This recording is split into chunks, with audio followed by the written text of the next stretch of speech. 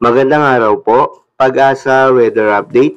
Alamin ang lagay ng panahon ngayong araw ng Miyerkules, October 18, 2023.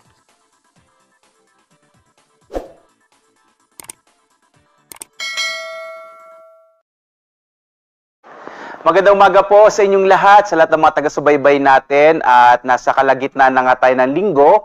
Narito na ho yung lagay na ating panahon ngayong araw ng Miyerkules, October 18, 2023. Sa ating latest satellite images, wala ho tayong nakikitang bagyo sa loob ng Philippine Area of Responsibility kahit ho dito sa may bahagi ng Pacific Ocean. Meron ho tayo isang bagyo or tropical depression nandito sa may bahagi ho, palapit ho dito sa continental Asia or sa mainland Asia.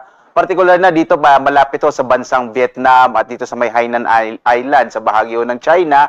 At hindi naman ito makaka-apekto sa ating bansa dahil nga papunta na ho ito sa may continental Asia. Samantala ho, ang nakaka-apekto sa ating bansa ay yung northeasterly wind flow o yung hangin dito na nagmumula sa hilagang silangan. Ito ho yung pagpapakita na ho natin na malapit na nga ho tayong pumunta sa panahon ng amihan. Kung matatandaan ho ninyo, last year, taong 2022, nagsimula ho yung amihan season bandang October 20. So, posible ho sa mga susunod na araw or linggo ay idedeklara na nga natin dito sa Pag-asa yung pagsisimula ng amihan. Ito pong northeasterly wind flow na siyang nakaka-apekto ngayon, particular na sa northern Luzon. Magdadala ho ito ng maulap na kalangitan na may mahihinang pag-ulan. At isa ho sa katangian nitong northeasterly wind flow ay wala ho itong kasamang mga thunderstorm or iilan ho. Hindi masyado ho yung mga thunderstorm dahil nga hindi convective yung karakteristiko ng mga kaulapan na ito. Samantala, posible ho yung mga light rains na or mahihinang pag-ulan dito sa may bahagi ng Batanes,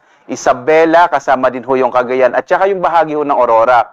Sa nalabing bahagi nating bansa, sa Kamaynilaan at sa iba pang bahagi ho ng Visayas, Mindanao at Luzon, inaasahan naman natin generally fair weather. Pero posible pa rin ho, huwag kayong magugulat kung may mga pag-ulan na mararanasan, dulot naman yan ng mga localized thunderstorms. Pero hindi naman ho ito nagtatagal. Normally, matagal na ho yung 1 o 2 oras.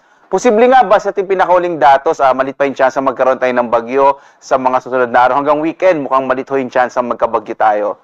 At narito ang lagay ng ating panahon, particular na dito sa Luzon, makikita ho natin itong bahagi nga ng Batanes, Isabela, Cagayan at Aurora, posible ho yung may mga mahihinang pag-ulan. Habang sa lalabing bahagi ho ng Luzon ay generally fair weather pero posible pa rin yung mga isolated rain showers and thunderstorms. Madalas na nangyayari yan sa hapon hanggang sa gabi. Yung agwat ng temperatura sa Lawag ay mula 25 to 32, sa Baguio 16 to 24, dito sa Kamaynilaan 25 to 32, hanggang 31 degrees Celsius naman sa Tuguegarao, habang 30 hanggang 30 degrees sa Tagaytay.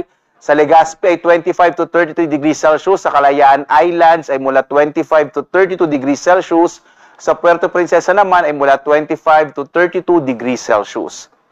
Sa Visayas at Mindanao naman ho tayo, makikita ho natin yung malaking bahagi din ng Kabisayan ay makararanas ng mga pulupulong pag-ulan, pagkid at pagkulog, habang yung agwat ng temperatura sa Iloilo ay 26 to 32 degrees Celsius.